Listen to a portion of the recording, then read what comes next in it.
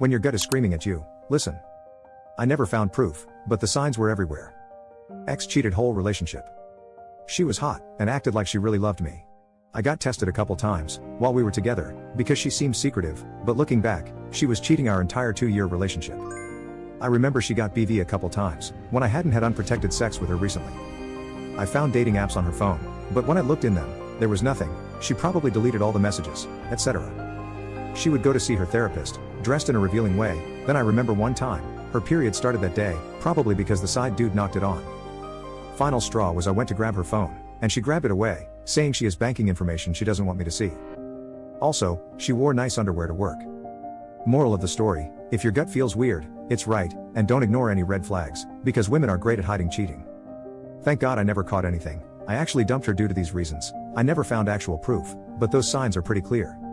She denied everything, didn't like me asking her questions, and said believe whatever you want.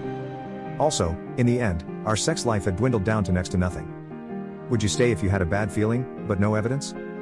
Have you ever ignored red flags? Tell your story in the comments.